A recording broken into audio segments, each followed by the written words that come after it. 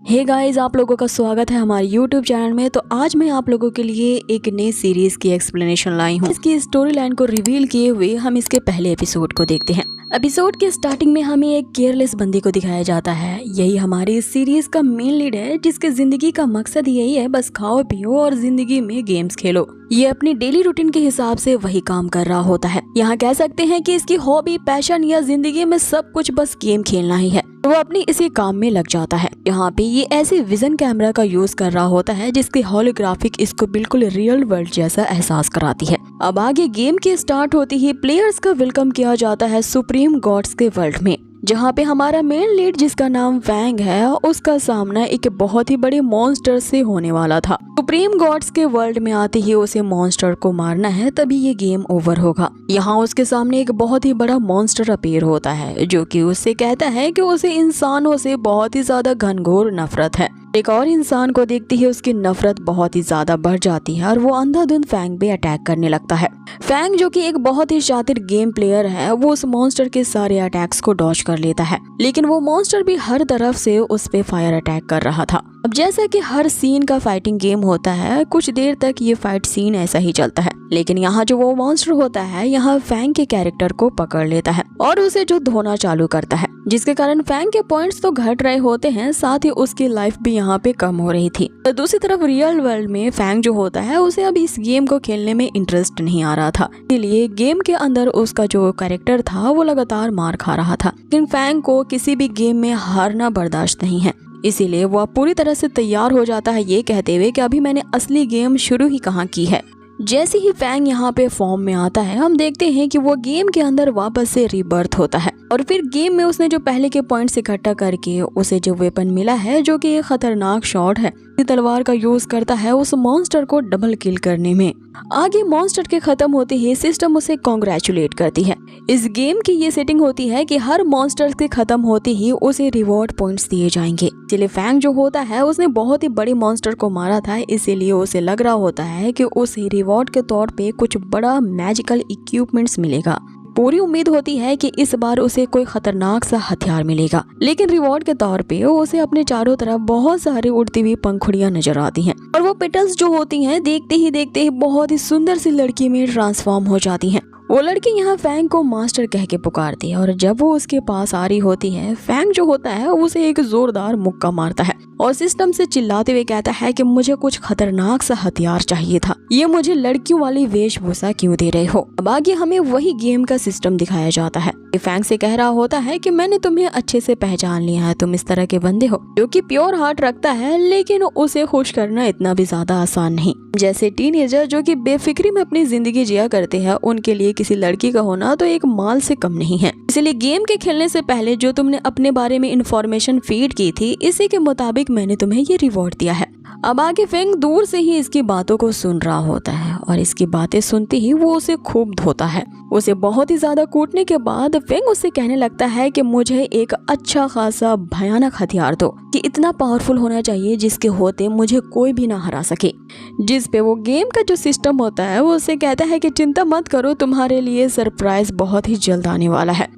अब आगे उसके चुटकी बजाते ही यहाँ फैंग स्क्रीन पे एक इंफॉर्मेशन को देखता है। इसमें लिखा होता है कि 1 2 3 के काउंटडाउन शुरू होते ही तुम्हें एक बहुत बड़ा सरप्राइज मिलेगा। साथ ही उस इंफॉर्मेशन में एक डिस्क्लेमर भी लिखा होता है कि इस गेम के खेलने वाले को स्पेस जंप कराया जा सकता है, इसीलिए इस गेम को सावधानी से खेलें। वो इस वार्निंग वाली इंफॉर्मेशन को सबसे लास्ट में पढ़ता है, तब तक बहुत देर हो चुकी थी। 3 तक गिनती खत्म हो चुकी होती है और उसके कमरे की सारी चीजें हिलने लगती हैं। जैसा कि इस तरह के कॉन्सेप्ट में होता है, जो मेन लीड होता है वो उस गेम की दुनिया में ही टेलीपोर्ट कर जाता है, लेकिन अभी उसे इस बात का एहसास नहीं होता। उसे बस यही लग रहा होता है कि वो अभी भी गेम ही खेल रहा है। बाकी हम उसी गेम वर्ल्ड में देखते हैं, जहाँ पे खाई के करीब के रिवॉर्ड के तौर पे फैंग को मिली थी, उसे 3 मस्करे मिल करके उसे हैरेस कर रहे होते हैं। वो उस लड़के से कहते हैं कि तुम्हारा मास्टर वो जो जाओ फैंग है, वो तो टैलेंटेड गाय है, लेकिन वो मारा जा चुका है, इसलिए चाहे जितनी जोर लगा के अपना गला फाड़ोगी, वो वापस नहीं आएगा,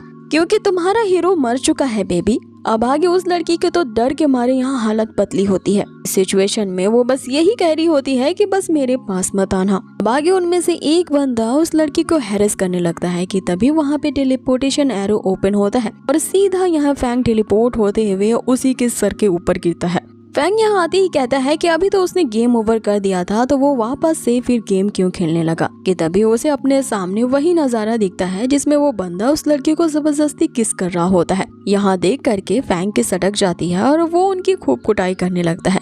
तीनों में से एक को तो वो लात मार के खाई के नीचे गिरा देता है। इस सिस्टम से कहने लगता है कि आगे मैं तभी खेलूंगा जब मुझे एक रियल इक्विपमेंट मिलेगा। मुझे ये लड़की नहीं, ये कुछ रियल हथियार चाहिए। अब ये बाकी बचे दो यहाँ सोचने लगते हैं कि ये अभी अभी तो मर गया था, तो ये वापस जिंदा होकर के कैसे आ गया। तो वो मोटा बंदा उससे कहता है कि इससे क्या फर्क पड़ता है, हमारे मास्टर ने तो हमें यही टास्क दिया है कि इस ज़ाओ फैंग नामक बंदे को जान से मार डालो। जिंदा बच गया है तो कोई बात नहीं, हम इसे वापस मार डालेंगे। आगे वो मोटा अपना वेपन बाहर निकाल लेता है और फैंग को मारने के लिए आगे बढ़ता है। लेकिन फैंग ने भी यहाँ पे गोरिल्ला वाली कुंफू कराटे सीखी थी। वो अपनी टेक्निक को प्रैक्टिस करते हुए जब उस मोटे पे पंच मारता है तो उस मोटे का पेट इतना बड़ा होता है कि इसका उस पे कुछ भी असर नहीं होता। यहाँ फैंग सोचने लगता है कि आखिर उसके ये पंच यहाँ पे काम क्यों नहीं कर रहे हैं। पहले तो मैं 1 सेकंड में ही कई मॉन्स्टर्स को मार गिराता था, लेकिन इस मोटे को मैं क्यों नहीं मार पा रहा हूँ। आगे वो मोटा उसे कहता है कि चलो तुम भी क्या याद रखो, दिया तुम्हें एक और चांस, एक और बार ट्राई कर लो। अब आगे वो जो फैंग होता है उस मोटे पे अपने मुक्कों की बारिश कर देता है। तो वो मोटा कहने लगता है कि बहुत दिनों बाद मुझे इतनी अच्छी मसाज मिल रही है, थोड़ा और दम लगा के करो। आगे फैंग उससे कहता है कि मैंने तुझे इतना मारा है कि तू अगर यहाँ नहीं मरा, तुम्हारी ये जो स्किन है वो तो लूज हो ही जाएगी।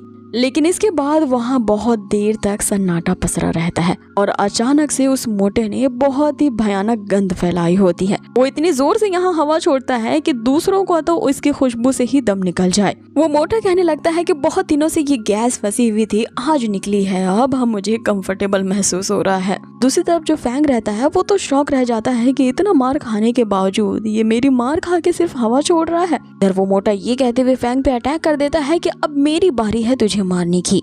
आगे उसने यहाँ फैंग को उठा करके उस खाई के नीचे फेंक दिया होता है, लेकिन लकीली फैंग नीचे गिरने से बच जाता है क्योंकि उसने खाई के पत्थर को पकड़ लिया था। अब आगे उसे यहाँ समझ में आता है कि ये जो कुछ भी महसूस हो रहा है उसे तो ऐसा नहीं लग रहा है कि वो कोई गेम खेल रहा है, कि उसे अपने आसपास की ये सारा एनवायरनमेंट है और ये जो पेन है उसे तो रियल महसूस हो रहा है, जैसे कि वो इस गेम की दुनिया में पहुंच गया है और यहाँ की सारी चीजों को वो खुद एक्सपीरियंस कर पा रहा है। गेम के वर्चुअल वर्ल्ड से वो कब उसके रियल वर्ल्ड में चला गया उसे अब इस बात का एहसास होता है। आगे फैंग को सब सच्चाई का एहसास होता है तो उस मोटे बंदे से कहने लगता है कि तुम्हें जरूर कुछ मिसअंडरस्टैंडिंग हो गई है, इसीलिए मुझे इस तरह से मारना बंद करो।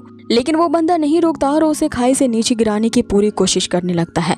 आगे उसने जैसे ही यहाँ मदद के लिए किसी को पुकारा होता है, वहाँ पे अचानक से उनके सामने एक लाइट आती हुई नजर आती है और फैंग उस लाइट के बीचों बीच हवा में तैरने लगता है। और उन मोटू पतलू को लग रहा होता है कि फैंग को उन्होंने दोबारा से मार डाला है, इसीलिए वो उस लड़की के साथ फिर से वही हरकत शुरू करने लगते हैं। फैंग तो यहाँ पे शॉक के मारे बेहोश हो जाता है, लेकिन जब उसे होश आता है तब उसे बचाने वाला और कोई नहीं बल्कि सिस्टम ही होता है। इस गेम के सिस्टम का नाम जीफा है। इस गेम के सिस्टम का नाम जाफा है। जाफा यहाँ फैंग को कॉन्ग्रेचुलेट करता है क्योंकि उसके मदद के लिए आवाज देती ही जाफा यहाँ पे इस सिस्टम के द्वारा समन किया गया।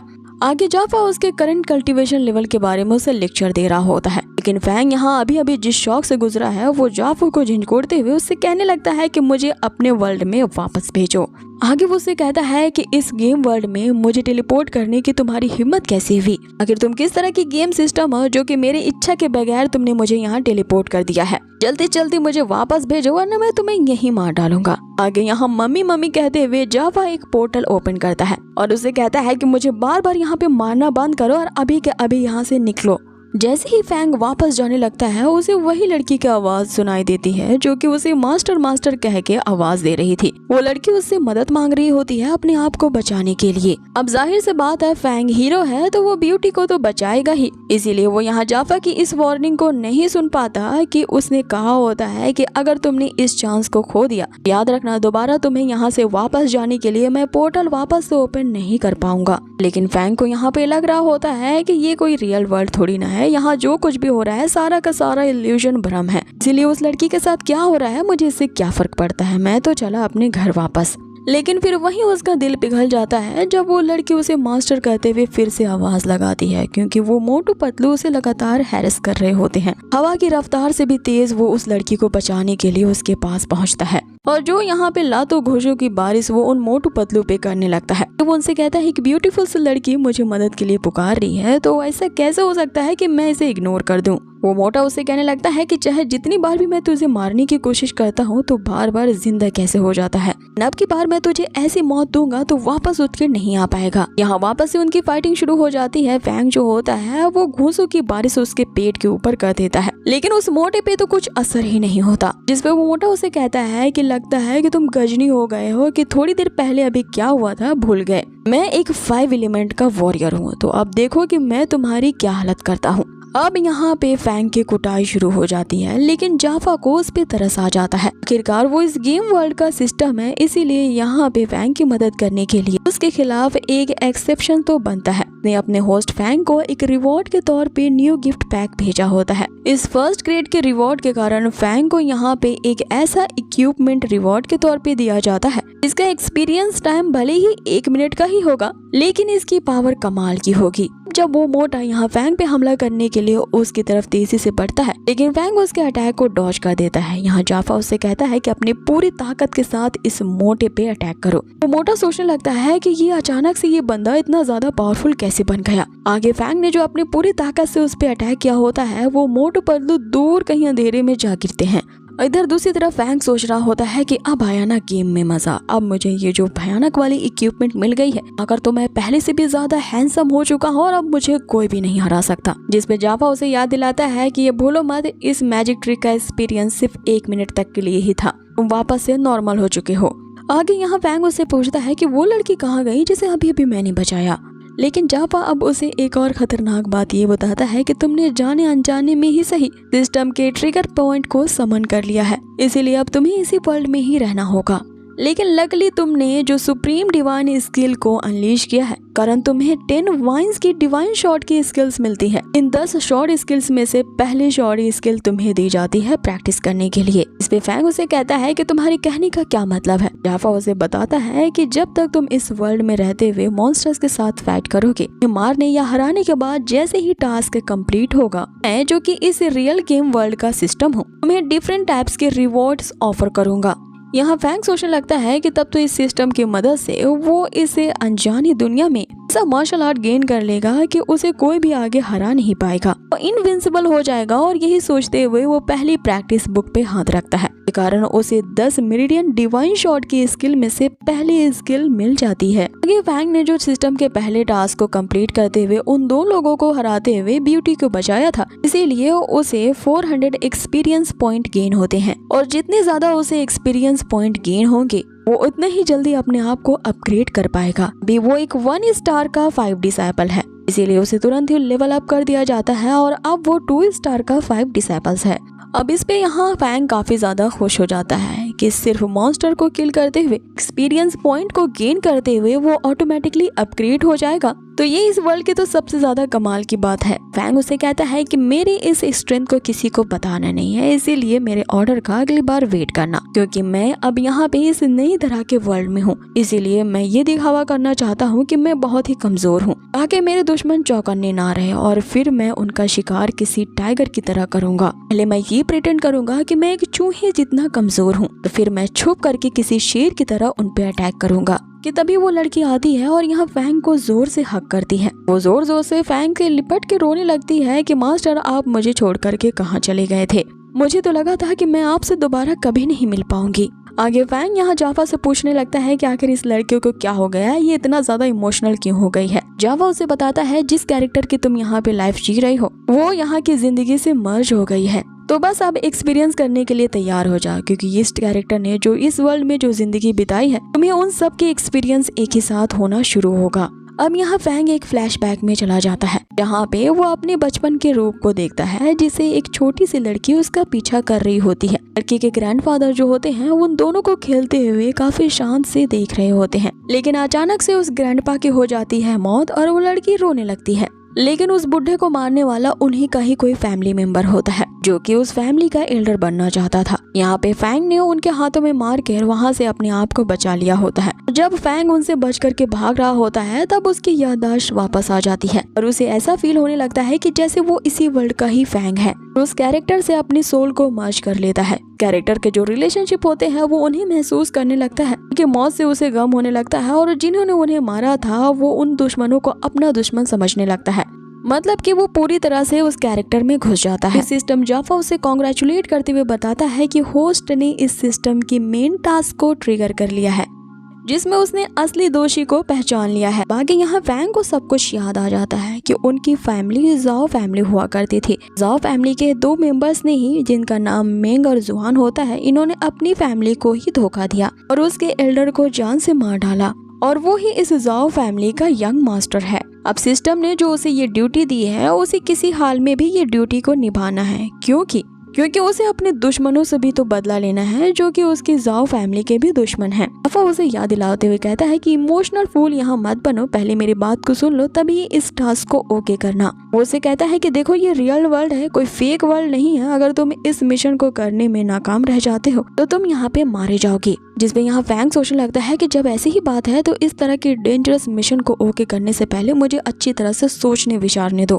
क्योंकि ये मेरी दुनिया तो नहीं है जहाँ पे मेरी मर्जी हुई तो मैं गेम खोलूंगा और नहीं हुई तो नहीं खेलूंगा। चाहे मैं गेम में मर जाऊँ, एक्चुअल में मैं तो जिंदा ही रहूंगा। अब वो ये सब बातें सोच ही रहा होता है कि जाफा उसका हाथ लेता है और स्क्रीन पे ओके के बटन पे क्लिक कर देता है। आगे वो उसे कहता है कि तुमने सक्सेसफुली मिशन को एक्सेप्ट कर लिया है, इसलिए यहाँ ज्यादा सोचने विचारने की जरूरत नहीं है। जिसपे यहाँ फैंग उसे कहता है कि तुम्हारी हिम्मत कैसे भी मेरे खिलाफ प्लॉटिंग करने की, रुको मैं तुम्हें तो मार ही डालूंगा। जिसपे जाफा उसे कहता है कि रुको रुको, अगर तुमने मुझे मारा ना तो तुम छक्के हुए। सुनते ही फैंग उसे मारने से अपने आप को रोक लेता है। जिसपे फैंग उसे कहता है कि मार तो नहीं सकता हूँ, लेकिन दूसरे तरीके से मैं तुझे पीट तो सकता हूँ। अब आगे उसकी खूब कुटाई होती है और अगले सीन में हम देखते हैं कि यहाँ फैंग पूरी तरह से रिस्पॉन्सिबल बनते हुए वो इस लड़की जिसका नाम शीना है उसे कहता है कि मुझे ये टास्क को कंप्लीट करने के लिए जरूरी है कि मैं अपनी स्ट्रेंथ को इम्प्रूव करूँ और मुझे अपनी स्ट्रेंथ को इम्प्रूव करने के लिए ज्यादा से ज्यादा मॉन्स्टर्स को मारना होगा। इसीलिए मैं प्रैक्टिस करने के लिए उस खतरनाक वैली में जा रहा हूँ। जिसपे शीना उसे कहती है कि उस वैली में तो बहुत सारे मॉन्स्टर होते हैं, मास्टर आपको कुछ हो गया तो मैं भी जिंदा नहीं रहूंगी। यहाँ पे फैंग काफी ज्यादा इमोशनल हो जाता है कि चलो इस वर्ल्ड में कुछ ना सही, लेकिन उसके पास एक ऐसी मेट तो है जो हमेशा उसका ख्याल रखती है और उसे कभी अकेला नहीं छोड़ती। आगे वो शीना को दिलासा देते हुए कहता है कि मुझे कुछ नहीं होगा, मैं वापस जरूर आऊंगा। अब वो इतना ज्यादा रोने लगती है कि फैंग उसे भी साथ लेके चलने का डिसाइड करता है। दोनों उसी वैली की तरफ पहुंच जाते हैं जहाँ पे फैंग सारे मॉन्स्टर्स को मार करके प्रैक्टिस कर सके। इधर दूसरी तरफ जो जाफा होता है वो अभी भी उससे छुप रहा होता है, लेकिन कहीं न कहीं उसके मन में भी चोर था, क्योंकि उसने जाने अनजाने में ही सही फैंग को ये रिस्पॉन्सिबिलिटी थोप दी होती है, उसी कैरेक्टर के रोल को ही प्ले करना है। अगले एपिसोड की शुरुआत होती है जहाँ हमें दिखाया जाता है। अब अगली सीन में हमें जाओ फैमिली के उसी एल्डर को दिखाया जाता है जिसने उस बुढ़े को टपकाया था। वहाँ पे वो उस मोटू पतलू की क्लास ले रहा होता है। उसे कहता है कि मैंने तो तुम्हें बस एक छोटा सा टास्क दिया था फैंग को मारने का, लेकिन तुम दोनों ही नाकारों से ये काम नहीं हुआ, इसलिए अब मैं तुम्हें सिर्फ 3 दिनों की और मोहलत देता हूँ। मुझे इन 3 दिनों के अंदर ही उस फैंग की मुंडी चाहिए, और अगर ऐसा नहीं कर पाए तो फिर मैं तुम्हारे ही सर को धड़ से अलग कर दूंगा। आगे वो एल्डर उनसे कहता है कि जब तुम दोनों से ये काम नहीं होता तो अपने साथ कुछ और बंदों को ले जाओ। आगे वो एल्डर अपने बेटे हुआन को पुकारता है जो कि अपनी मेट के साथ ही मजे कर रहा होता है। आगे वो एल्डर अपने बेटे को ये ऑर्डर देता है कि फैंग के पास एक बहुत ही प्यारी सी मेड है, तुम्हें इस मेड को किसी भी तरह से अगवा करना है ताकि हम उस मेड को एज अ गिफ्ट यहाँ के सिटी लॉर्ड को प्रोवाइड कर सकें। यहाँ का यंग सिटी लॉर्ड जो है वो एक नंबर का ठरकी है और नई नई लड़कियों के साथ मजे करना चाहता है, इसीलिए वो जो एल्डर है उसे एक और खूबसूरत सी लड़की भेंट में देना चाहता है ताकि वो उनका चापलूस और लॉयल बंदा बन सके। सिटी लॉर्ड का वो चमचा इसलिए बन के रहना चाहता है ताकि भविष्य में वो और भी ज्यादा पावरफुल बन जाए। तुम उस फैंग की मेड सीना को पकड़ लोगे तो हम उसे सिटी लॉर्ड को दे देंगे। ऐसा सुनते ही वो जो हुआन होता है अपने बाप से कहने लगता है कि ऐसा कैसे हो सकता है, जब उसकी मेड इतनी ही ज्यादा खूबसूरत है, हर खूबसूरत चीज को तो मैं ही रखूंगा, तो मैं क्यों भला उस सिटी लॉर्ड को इसे देने जाऊंगा। जिसपे उसका बाप उसे घूर के देखते हुए एक जोरदार चमाट उसे जड़ देता है और उसे कहता है कि बेवकूफ, इतनी मेहनत मैं आखिर किसके लिए कर रहा हूँ। सिटी लॉर्ड को अपने साइड में करना चाहता हूँ ताकि मैं पूरी तरह से जाओ फैमिली को अपने कंट्रोल में ले सकूं। क्योंकि इस जॉ फैमिली को पूरी तरह से कंट्रोल करने के लिए हमें सिटी लॉर्ड के मेंशन की सपोर्ट की जरूरत होगी। बस उस समय तक अपनी इस ठरकीपन को जरा रोक के रखो जब मैं तुम्हें इस पूरे जॉ फैमिली का यंग मास्टर बनाऊंगा। फिर उसके बाद तुम्हें लड़कियों की कोई कमी नहीं होगी। आगे वो एल्डर उससे कहता है कि यहाँ खड़े होकर मेरा मुंह क्या ताक रहे हो, जाओ और जिस टास्क को दिया है उसे कंप्लीट करो। आगे हमें फैंग को दिखाया जाता है जो शीना से कहता है कि तुम यहीं पे मेरा इंतजार करना, मैं उस वैली की तरफ जा रहा हूँ अपनी प्रैक्टिस करने के लिए, मैं थोड़े ही दिनों बाद वापस आ जाऊंगा। फैंग के वहाँ से निकलते ही हम देखते हैं कि वे जो मोटू पतलू होते हैं वो शीना पे नजर रख रहे होते हैं। इस बात की सूचना वो जल्द ही अपने सबऑर्डिनेट को पहुंचा देते हैं कि शीना वहाँ पे बिल्कुल अकेली है, कि फैंग वहाँ से वैली के लिए निकल चुका है। अब आगे हमें उसी वैली के सीन को दिखाया जाता है जहाँ पर फैंग का मुकाबला अनगिनत मॉन्स्टर्स से होता है। एक तरफ उसका पीछा वो बिग हेडेड स्नेक कर रहा होता है, दूसरी तरफ से उस पे अटैक वो टर्टल कर रहा होता है और तीसरी तरफ से अटैक करने वाला उसके पीछे वो जहरीला स्कॉर्पियन पड़ा होता है। फैंग यहाँ काफी होशियारी के साथ उन सभी से अकेला ही फाइट कर रहा होता है। काफी देर तक फाइट करने के बाद वो एक जगह शांत खड़ा होता है, प्राउडली कह रहा होता है कि मुझसे कोई भी नहीं जीत सकता। फाइनली मैंने इन सारे मॉन्स्टर को पार घाट लगा दिया और इतने छोटे मोटे मॉन्स्टर्स को मारना तो मेरे बाएं हाथ का खेल था। जिसपे जाफा उसे याद दिलाता है कि इतने हल्के में मत लो, वे तीनों के तीनों मॉन्स्टर्स अभी जिंदा हैं, वे मरे नहीं हैं, तेरे पीछे ही है। और जब फैंग यहाँ पीछे मुड़ के देखता है तो उन तीनों मॉन्स्टर ने यहाँ फैंग को तीनों तरफ से जकड़ लिया होता है। हाँ बेचारे उस फैंग की बस एक ही आवाज निकलती है कि प्लीज मुझे बचाओ। उन तीनों मॉन्स्टर ने फैंग को अलग अलग जगह से काट लिया होता है। अब आगे काफी ज्यादा स्ट्रगल करने के बाद फाइनली जो फैंग होता है इन तीनों मॉन्स्टर से छुटकारा पाने में कामयाब हो जाता है। इसके लिए बारी बारी से यहाँ सिस्टम जाफा जो होता है वो होस्ट को कांग्रेचुलेट करता है कि उसने टर्टल, स्नेक और स्कॉर्पियन मॉन्स्टर को डिफीट करते हुए तीनों को जो लगातार एक ही साथ हराया है, इसके लिए सिस्टम उसे ये रिवॉर्ड दे रही है कि उसे 1 लेवल पे अपग्रेड कर रही है। यहाँ फैंग जो होता है फिर से अपनी शेखी बगाड़ते हुए हंसने लगता है। जाहिर सी बात है मैं ही इनको हराने वाला था क्योंकि मैं ही वो चूजन वन हूँ। लेकिन जब उसकी शक्ल को हमें दिखाया जाता है तो उसे उन मॉन्स्टर ने इतना ज्यादा काटा होता है कि उसके चेहरे की हर साइड सूज चुकी होती है। इसमें जाफा उसे कहता है कि बस छोटे मोटे मॉन्स्टर्स को मार करके अपने आप को बहुत बड़े तीसमार खां समझ रहे हो तो तुम्हें अपने आप के ऊपर भी इतना ज्यादा प्राउड नहीं करना चाहिए। इसमें फैंग उसे कहता है कि तुम क्या जानो, स्लो डेवलपमेंट ही स्टेडी डेवलपमेंट होता है और बूंद बूंद से ही तो सागर बनता है। जिसमें जाफा उसे बताता है कि तुम्हें इतने छोटे मोटे यहाँ पे मॉन्स्टर्स इसलिए दिखाई दे रहे हैं कि तुम्हारी जो कॉम्बैक्ट पावर है वो काफी ज्यादा लो लेवल की है। ऐसे ही तुम हायर कल्टीवेशन लेवल पे पहुंचोगे, तुम्हें दिए जाने वाले टास्क जो होंगे वो और भी ज्यादा हाई लेवल के होंगे। फिर तुम्हारे सामने जो मॉन्स्टर्स की एंट्री होगी वो काफी ज्यादा बड़े और हाई लेवल के होंगे। इतने में यहाँ फैंग की नजर एक छोटे से चींटी पे पड़ती है जिसके खाने को वो छीन करके फेंक देता है। आगे जाफा उस एंट के बारे में उसे बताता है कि इसे सोल्जर एंट्स कहते हैं, क्योंकि जो कॉम्बैक्ट एक्सपीरियंस पावर होती है वो काफी ज्यादा लो लेवल की होती है और अगर तुम इन जैसे मॉन्स्टर्स को मारोगे तो इससे तुम्हारी कॉम्बैक्ट पावर का कोई भी लेवल नहीं बढ़ने वाला, क्योंकि ये बहुत ही छोटी सी क्रिएचर है, इन्हें हराने से तुम्हारा कोई फायदा नहीं। आगे उस चींटी का खाना छिन जाने के कारण वो यहाँ उछल करके कुछ कहने की कोशिश कर रही होती है। जाफा उससे कहता है कि ये जो चींटी है ये तुम पे गुस्सा है क्योंकि ये जो खाना ले जा रही थी इसके पूरे ग्रुप का आज डिनर होने वाला था। जिसपे फैंग ये बात सुन करके हंसने लगता है कि आखिर उस सड़े हुए सेब से ये क्या ही डिनर कर पाते। आगे वो उस एंट को उठा करके उसका मजाक उड़ाने लगता है, जिसपे जाफा उसे वार्निंग देता है कि इस एंट को उंगली करना बंद करो। तुम्हें इस बात का पता ही होना चाहिए कि चींटियां अकेली काम नहीं करती, ये हमेशा टीम अप करके काम करती हैं। अब इतनी वार्निंग उसके देने की देर होती है कि यहाँ पे जब फैंग पीछे मुड़ के देखता है तो उस एंट की पूरी आर्मी उन पे हमला करने के लिए तेजी से बढ़ रहे होते हैं। जाफा यहाँ फैंग से पूछने लगता है कि अब हमें क्या करना चाहिए, लेकिन जब वो फैंग की तरफ देखता है तो फैंग उसे कहता है कि यहाँ खड़े क्यों हो, दुम दबाकर यहाँ से भागो। फैंग यहाँ जितना तेज हो सके उन चींटियों से बचने के लिए भाग रहा होता है, लेकिन उनमें से एक चींटी जो होती है वो उछल करके उस जाफा की ही पूंछ को काट देती है। आगे जाफा यहाँ पे इस दर्द के मारे चिल्लाने लगता है और फैंग को मदद करने के लिए कहता है। फैंग उस पे कहता है कि तुम्हारी कटी है तो तुम ही जानो। फौज से कहता है कि अगर तुम मुझे यहाँ बचाओगे तो मैं एक जीनियस ट्रेजर के बारे में जानता हूँ और तुमने मेरी मदद की तो वो जीनियस ट्रेजर तुम्हारा हुआ। जिसमें फैंग उसे कहता है कि मुझे कोई जीनियस ट्रेजर नहीं चाहिए, अभी सबसे ज्यादा इम्पोर्टेंट ये है कि यहाँ से भागना। लेकिन यहाँ जावा जो होता है वो उसके पैर पकड़ के रिक्वेस्ट करने लगता है। यहाँ फैंग भागना बंद करता है और उस पे इस तरह का पहला अटैक किया गया था, इसलिए वो अपनी डिफेंस सिस्टम को चेक करने के लिए वहीं पे रुक जाता है। इन चींटियों का सामना करने के लिए जहाँ से उन चींटियों ने शुरुआत की थी वहाँ पे पहुँच जाता है। लेकिन उसकी बदकिस्मती ये होती है कि जिस जगह पे वो आया था चींटियों ने अपने रहने के लिए एंट हिल बनाया था। वहाँ पे सैकड़ों तादाद में चींटियां होती हैं, जिसे खत्म करने के लिए फैंग ने ये ट्रिक लगाया होता है। एक को खत्म करना है तो ये जहाँ से शुरू हो रही है वहीं पे ही अटैक करना होगा। आगे उस एंट की पूरी टेरिटरी पे यहाँ फैंग ने ऐसा पंच मारा होता है कि वो एंट हिलने के साथ साथ वहाँ चारों तरफ आग फैल जाती है। आगे ये चींटियां भी हालांकि कम लेवल की ही सही लेकिन मॉन्स्टर ही होती हैं। वहाँ पे एक एक कर उनके मरने से फैंग को एक्सपीरियंस पॉइंट गेन हो रहे थे, लेकिन वहाँ सैकड़ों चींटियां एक साथ ही मर रही होती हैं। ज्यादा यहाँ पॉइंट सिस्टम द्वारा गेन किए जा रहे होते हैं। जो जाफा होता है वो उन्हें काउंट नहीं कर पाता और उसकी सिस्टम में भी यहाँ पे बग आ जाता है। आगे हर एक चींटी के मरने से उसी एक एक एक्सपीरियंस पॉइंट्स गेन हो रहे थे।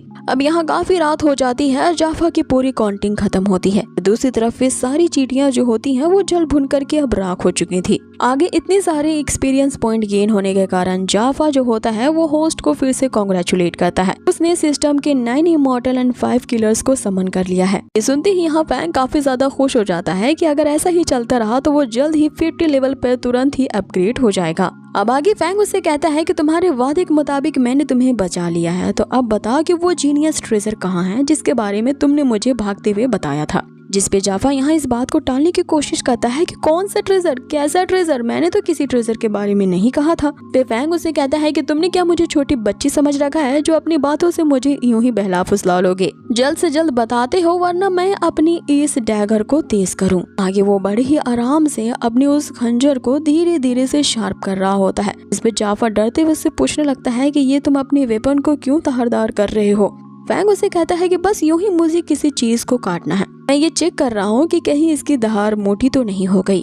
और वैसे भी रात बहुत ज्यादा काली और घनघोर है, तो ऐसी रातों में ही किल करने में मजा आता है। जावा की यहाँ हालत डर के मारे पतली हो जाती है और वो तुरंत ही यहाँ फैंग से कहने लगता है कि मुझे अचानक से कुछ याद आ रहा है। मैंने तुमसे कहा था कि मैं तुम्हें एक जीनियस ट्रेजर के बारे में न्यूज दूंगा, तो चलो इस डायरेक्शन की तरफ फॉलो करो, तुम्हें आगे जाके जीनियस ट्रेजर्स जरूर मिलेंगे। जिसपे फैंग ये कहते हुए ना कि ये हुई होशियारी वाली बात, इसी तरह से अगर मेरा कहना मानते रहे तो दोस्त तुम्हारी जिंदगी काफी लंबी होगी।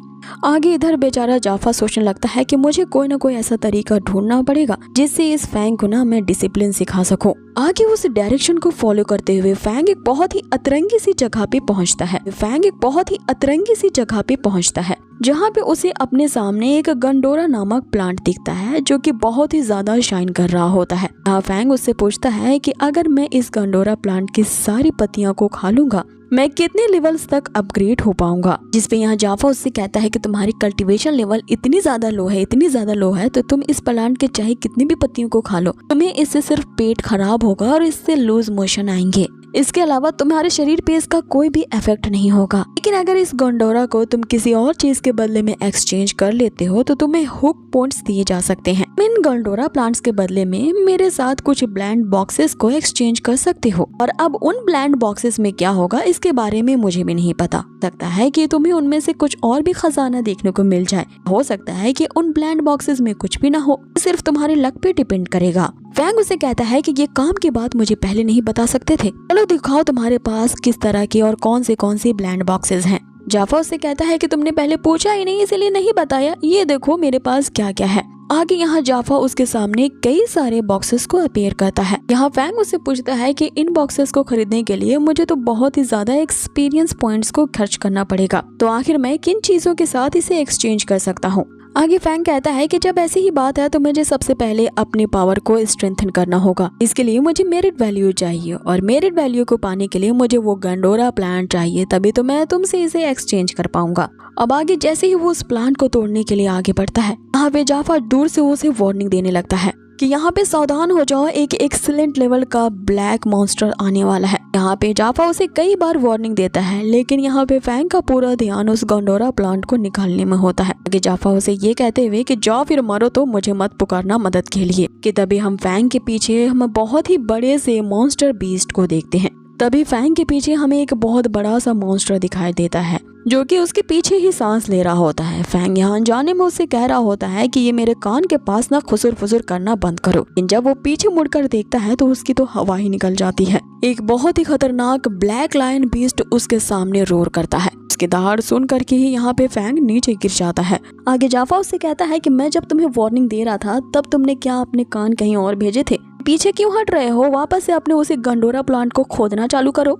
आगे वो मॉन्स्टर ताकतवर होने के साथ साथ काफी ज्यादा स्पिरिचुअल शक्तियों से यहाँ फैंग पे अटैक कर रहा होता है। आगे फैंग जैसे तैसे उसके अटैक से बचता हुआ जाफा से कहता है, क्या तुम्हारे सिस्टम के पास इस सुपर मॉन्स्टर से लड़ने के लिए कोई ऐसी पावर है जिसका मैं यूज कर सकता हूँ? जाफा उससे कहता है, मैंने तो तुम्हें इसके आने से पहले ही वार्निंग दी थी कि यहाँ से सटक लो, लेकिन तुम्हें तो वो प्लांट चाहिए था। अब भुगतो यहाँ पे। इसे लड़ने का मेरे पास कोई तरीका नहीं है। बेटर यही है कि यहाँ से दुम दबा करके भाग लो, क्योंकि अगर इस ब्लैक मॉन्स्टर के चपेट में तुम आ गए तो तुम्हारा क्या होगा मैं नहीं जानता। जिस पे यहाँ फैंग जो होता है उसके सामने डट के खड़ा हो जाता है और कहने लगता है कि इतने बड़े मॉन्स्टर से अगर मैं फाइट करूंगा मुझे बहुत ही ज्यादा एक्सपीरियंस पॉइंट्स गेन होगी। सुपर मॉन्स्टर को हराने के कई ज्यादा गुना रिवॉर्ड्स पॉइंट मुझे मिलेंगे, तो इस मौके को मैं इतनी आसानी से कैसे छोड़ सकता हूँ। आगे उस लाइन का सामना करने के लिए यहाँ फैंग ने उसी अपनी 10 डिवाइन शॉट में से पहले का यूज किया होता है। जैसे ही वो वेपन यहाँ उस लाइन से टकराता है फूस होके वहीं गिर जाता है। आगे यहाँ फैंग जाफा की तरफ देख के कहने लगता है कि तुमने जो मुझे पहले राय दी थी मैं उसी को ही फॉलो करूंगा, यहाँ से भागना ही बेटर रहेगा।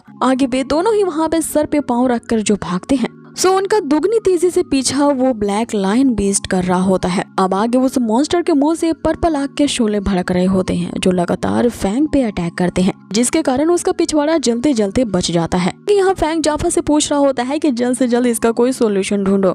जाफा उसे एक सॉल्यूशन के बारे में बताता है। अगर तुम अपने पास रखे गए लक पॉइंट्स का यूज करते हो तो इस खतरे वाली सिचुएशन से बचा जा सकता है। यहाँ फैंग उससे कहता है कि तू देरी किस बात की, मेरे पास जितने भी लक पॉइंट्स हैं सारे के सारे कंज्यूम कर लो। इधर दूसरी तरफ यहाँ वो जो लाइन बीस्ट होता है फैंग पे अटैक कर चुका होता है, लेकिन लक पॉइंट अब यूज किया जा चुका था, जिसके कारण वहाँ पे एक तेज रोशनी चमकती है और उस ऑरा को देख करके वो जो लाइन बीस्ट होता है वो पीछे हट जाता है। आगे वहाँ पे एक न्यू कैरेक्टर की एंट्री होती है जो कि उस बीस्ट कहने लगती है कि तुम्हारे ही कारण यहाँ पे बहुत सारे लोगों ने इस डेमन रिल्म में अपनी जान गंवाई है और मैं तुम्हारा खात्मा करने के लिए तुम्हें न जाने कितने टाइम से ढूंढ रही हूँ। वो लड़की अपनी तलवार को समन करती है और उस ब्लैक बीस्ट का मुकाबला करने लगती है। यहाँ हमें एक ह्यूमन और बीस्ट के बीच काफी शानदार फाइट दिखाई जाती है। जाफा यहाँ पे उससे कहता है कि क्या तुम यहाँ पे इस फाइटिंग सीन को देखने के लिए आए हो? यहाँ पे चुपचाप से बैठे क्यों हो? भागो यहाँ से। जिसमें फैंग उससे कहता है कि अरे अब इतनी भी जल्दी क्या है, मुझे उस लड़की को तो देखने दो जो कि इतनी शानदार फाइट कर रही है। देखे तो सही कि इस फाइट में कौन जीतता है, क्या वो लड़की इस ब्लैक मॉन्स्टर को हरा पाती है कि नहीं। अब आगे उस लड़की ने अपने शॉट की ऐसी स्किल्स यूज की होती है जिसके कारण वो जो ब्लैक मॉन्स्टर होता है उसके अराउंड एक स्पिरिचुअल वॉल क्रिएट हो जाती है और वो उसी वॉल में कैद हो जाता है। लेकिन जैसे ही वो उस वॉल के अराउंड उस लायन पे अटैक करती है तो जो लायन होता है वो इसके अटैक को आसानी से डॉज कर लेता है और फिर उसका ध्यान उसी गंडोरा प्लांट की तरफ जाता है। वो तेजी से दौड़ता हुआ उसकी तरफ जाता है ताकि उस प्लांट को जल्दी से खा ले और अपनी पावर को इंक्रीज कर ले। इतने में लड़की उसके चाल को समझ जाती है और वो उस बीस्ट पे हमला करती है, लेकिन तब तक उस बीस्ट ने उस प्लांट का आधा हिस्सा खा लिया था। अब उसके बॉडी में थंडर पावर जनरेट होने लगती है और पहले के मुकाबले वो काफी ज्यादा खतरनाक हो चुका था। अब वो एक नहीं दो नहीं बल्कि 3 हेडेड बीस्ट बन चुका होता है। अब आगे यहाँ पे ये देखते हुए फैंग जो होता है वो उसी लड़की पे चिल्लाने लगता है, तुम्हारी बेवकूफी के कारण वो जो बीस्ट है वो पहले के मुकाबले अब और भी ज्यादा पावरफुल हो चुका है। यहाँ पे खड़ी खड़ी क्या कर रही हो, जाओ और उसका मुकाबला करो। वो लड़की उससे कहती है कि तुम्हें इस मामले में टांग अड़ाने की कोई जरूरत नहीं है और तुम होते कौन हो अपनी बकवास मुझ पे झाड़ने वाले। मैं भी ये देख पा रही हूँ कि ये 3 सर वाला लायन बीस्ट बन चुका है और इसका खात्मा करने के लिए उस लड़की ने एक ऐसी एरे वहाँ पे जनरेट की होती है इसके अंदर से बहुत सारी शॉट्स निकलती हैं उस 3 सर वाले लायन को मारने के लिए। लेकिन वो अटैक जैसे ही उस लायन से टकराता है वहाँ एक जोरदार ब्लास्ट होता है और ब्लास्ट के धुएं हटने के बाद हमें दिखाया जाता है कि वो लड़की वहाँ पे घायल पड़ी होती है। उसे मारने के लिए वो 3 सर वाला लायन उसके पास पहुँचता है और वो लड़की यही सोच रही होती है कि कहीं आज उसका यही तो अंत नहीं हो जाएगा। आगे जो फैंग होता है वो अभी भी इस नज़ारे को काफी गौर से देख रहा होता है। जाफा उसे कहता है कि ये जो सुपर मॉन्स्टर है अब और भी ज्यादा पावरफुल हो चुका है, तुम क्या नजारा देखने आए हो, जल्द से जल्द यहाँ से भागो। फैंग उससे कहता है कि मैं इस सिचुएशन में इस लड़के को अकेला छोड़ करके कैसे जा सकता हूँ। ऐसे भी मैंने जब उस लक पॉइंट को कंज्यूम किया तभी ये लड़की मुझे बचाने के लिए यहाँ पे आई। और अगर सोचो मैं इस सुपर मॉन्स्टर को मारने में कामयाब हो जाता हूँ तो मुझे कितने ज्यादा एक्सपीरियंस पॉइंट्स गेन होंगे। जाफा यहाँ उसे समझाने की कोशिश करता है कि तुम यहाँ पे चाहे कितनी भी ज्यादा बहादुरी क्यों ना दिखा लो, तुम इस 3 हेडेड लायन से नहीं डील कर पाओगे। भाई तुम्हारी कल्टीवेशन इतनी ज्यादा हाई है कि तुम इसका सामना कर पाओ। तुमने देखा ना उस लड़की को वॉरियर लेवल पे होने के बावजूद भी वो भी उस लायन बीस्ट का सामना नहीं कर पाई। तुमने तो मुझे पहले कहा था कि बूंद बूंद से ही सागर बढ़ता है और तुम एकदम लेजी तरीके से ही अपनी कल्टीवेशन को ग्रो करवाना चाहते हो। फैंग उससे कहता है कि तुमने मेरी वो कहावत तो सुन ली, लेकिन तुमने क्या ये नहीं सुना कि सक्सेस उसी को मिलती है जो कि खतरों से खेलते हैं। अब इधर उस लड़की ने तो अपनी यहाँ पर किस्मत यही स्वीकार कर लिया था कि उसके यहाँ पे मौत तय है। आगे वो बीस्ट उसे जिंदा निगलने वाला होता है कि इतने में एक अटैक उस पे लगती है जो कि उस लायन बीस्ट को वहीं रोकती है। अब आगे यहाँ फैंग बड़े ही स्टाइल से कहता है कि उस लड़की से दूर हट जाओ। तो इतनी कम कल्टीवेशन लेवल होने के बावजूद क्या फैंग इस 3 सर वाले लायन बीस्ट का सामना कर पाएगा? हालांकि उसमें इतनी काबिलियत नहीं है, लेकिन उसमें हिम्मत कुट-कुट के भरी है, जो कि हम इसके नेक्स्ट एपिसोड में जानेंगे कि वो इस इम्पॉसिबल काम को कैसे करता है। गाइस, आप लोगों को ये नई सीरीज की एक्सप्लेनेशन कैसी लगी मुझे कमेंट बॉक्स में जरूर बताएं। और हाँ, अगर वीडियो जरा सी भी अच्छी लगी हो तो प्लीज इसे लाइक किए बगैर मत जाना। लाइक करने में तो पैसे खर्च नहीं होते गाइस, इसीलिए आपका जो एक लाइक है वो हमें मोटिवेट करने के लिए काफी। अब आगे हम देखते हैं कि फैंग ने ये डिसाइड कर लिया होता है कि भले ही उसकी कल्टीवेशन लेवल लो है, यहाँ पे वो उस लड़की को ऐसे मरने तो नहीं दे सकता। खुद ही यहाँ पे उस 3 हेडेड लायन बीस्ट का सामना करेगा। हो सकता है इस सुप्रीम बीस्ट को मारते हुए उसकी जो स्ट्रेंथ है वो बढ़ने के साथ साथ उसे एक्सचेंज पॉइंट्स भी काफी मात्रा में मिले। इसीलिए एक्सचेंज पॉइंट्स पाने की लालच में भी वो हिम्मत करके उस 3 हेडेड लायन बीस्ट का सामना करने के लिए आगे बढ़ रहा होता है। इधर उसकी हिम्मत देख करके वो लड़की भी यहाँ दंग रह जाती है कि ये बंदा तो कमाल का है। लेकिन यहाँ पर फैंग की हवा तब टाइट हो जाती है कि जब वो उस बीस्ट को मारने के लिए बढ़ता तो है, लेकिन उल्टा वो जो बीस्ट होता है वो यहाँ फैंग पे ही थंडर अटैक करने लगता है। बेचारे की यहाँ भागते भागते हालत खराब हो रही थी। इस बीस्ट के द्वारा किए जा रहे लगातार अटैक्स को डॉज करता हुआ उससे बच के भाग रहा होता है। लेकिन वो कब तक उस बीस्ट से भाग सकता था, वो अब आगे से उस पे अपनी तलवार से अटैक करने लगता है। 3-4 बार अटैक करने के बावजूद भी उस बीस्ट पे एक खरोच तक नहीं आती। यहाँ वो जो लायन बीस्ट होता है फैंग को डराने के लिए एक जोरदार दहाड़ मारता है। अब यहाँ पे उस लायन बीस्ट का सामना करने के लिए यहाँ जो फैंग ने अपनी पहली टेक्निक का यूज किया था वही यूज करता है। उसने अपनी 10 डिवाइन शॉट में से पहले शॉट का यूज किया था, लेकिन उसका ये अटैक पूरी तरह से धरा का धरा रह जाता है। पहली तलवार की स्किल से जब वो उस बीस्ट पे अटैक करता है तो इसमें 4 अलग अलग तरह के अतरंगी तलवारें उस बीस्ट को मारने के लिए आगे बढ़ती हैं। लेकिन उस बीस्ट ने जो अपने मुंह से पर्पल फायर रिलीज किया होता है वो उन सारी तलवारों को एक ही स्ले में ही चकनाचूर कर देता है।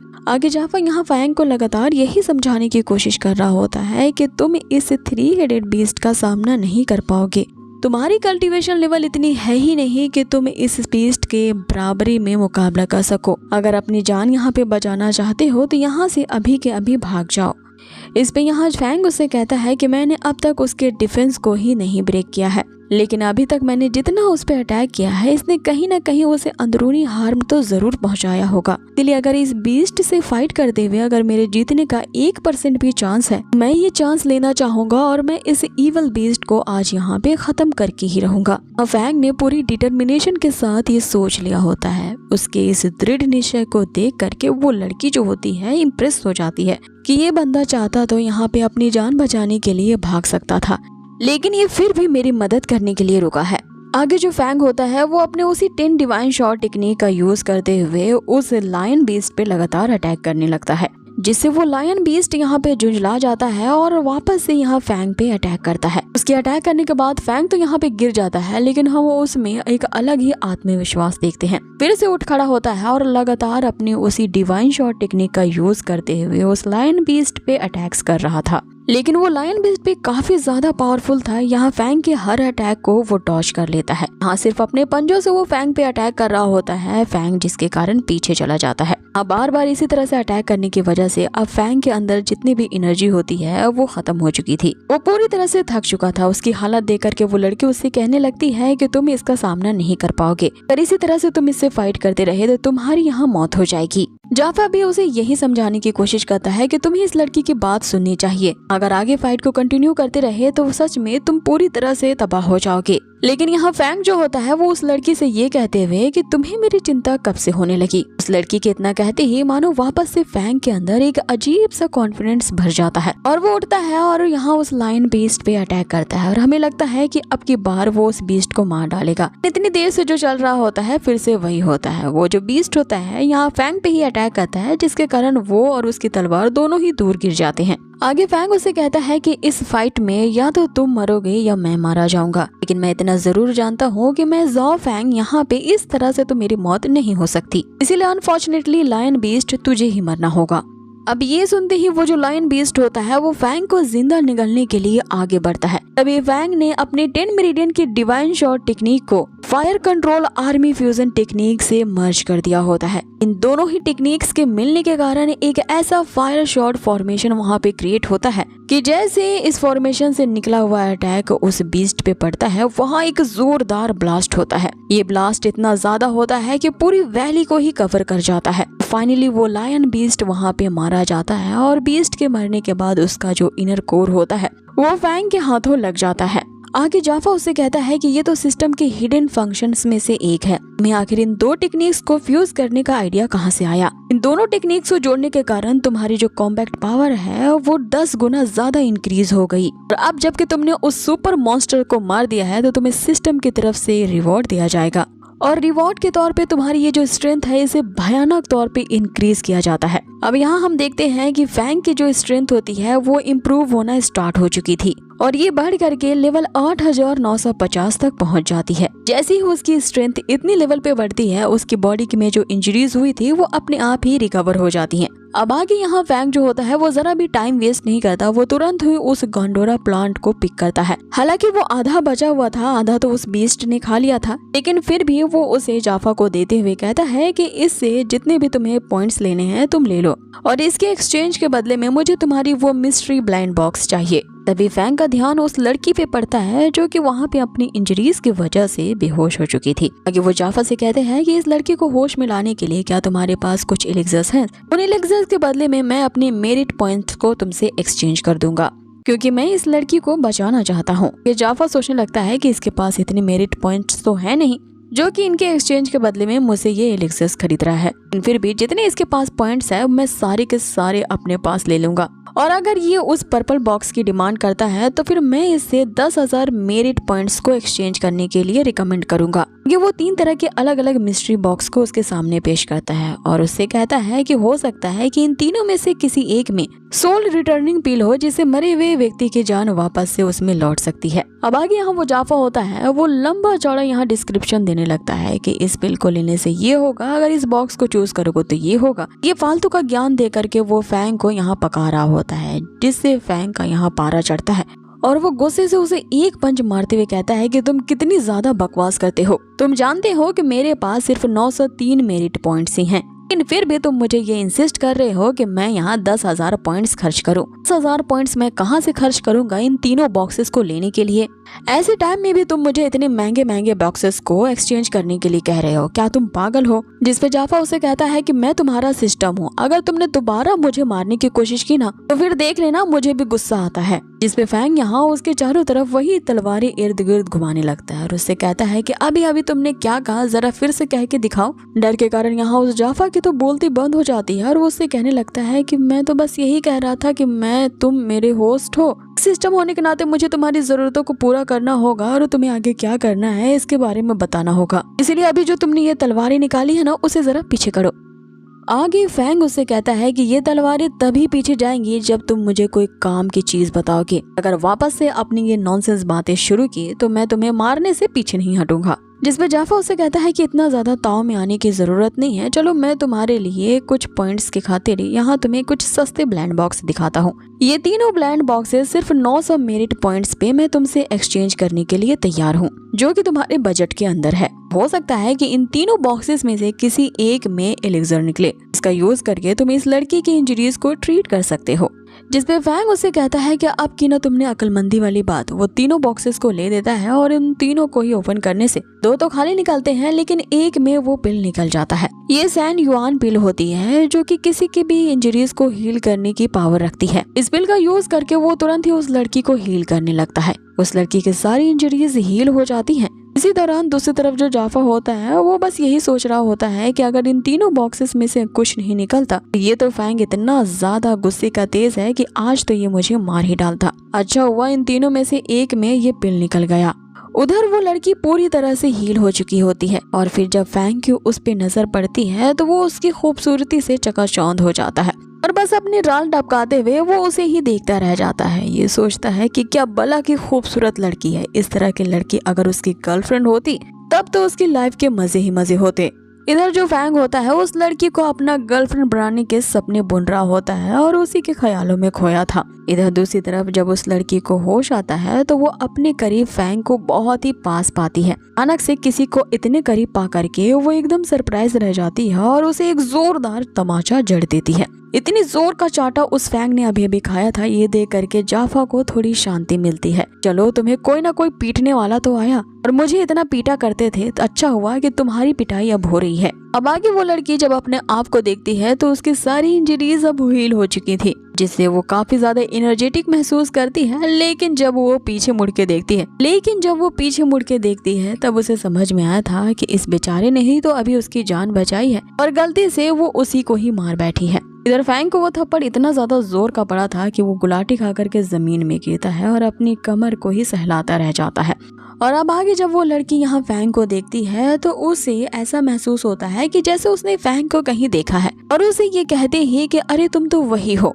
ये एपिसोड यहीं पे फिनिश हो जाता है, जो हमें ये क्यूरियोसिटी देता है कि आखिर वो लड़की कौन थी और फैंग को वो किस तरह से जानती है। फैंग की जो मेड जो कि अकेली है उसे पकड़ने के लिए ज़ाओ फैमिली ने जो आदमी भेजे हैं वो उसे पकड़ पाएंगे कि नहीं, क्योंकि उनका प्लान होता है कि यहाँ फैंग की मेड को किडनैप करके टील के लॉर्ड को एक गिफ्ट के तौर पे देंगे, क्योंकि वो बहुत ही औरतों का लालची है। अब फैंग यहाँ अपनी मेड को बचाने के साथ साथ इस वर्ल्ड में सरवाइव करने के लिए किस तरह से अपनी स्ट्रेंथ को इंक्रीज करता है उसी सिस्टम जाफा की मदद से, ये देखना काफी ज्यादा इंटरेस्टिंग रहेगा। आप लोगों को ये नई सीरीज कैसी लगी है मुझे कमेंट बॉक्स में जरूर बताएं। जितने ज्यादा मुझे कमेंट्स और इस सीरीज पे लाइक्स आएंगे बहुत ही जल्दी आप लोगों के लिए इसका नेक्स्ट एपिसोड लाऊंगी। तो नेक्स्ट एपिसोड के लिए गाइस ज्यादा से ज्यादा कमेंट और लाइक करो इस वीडियो को। Till then take care, stay healthy, good bye.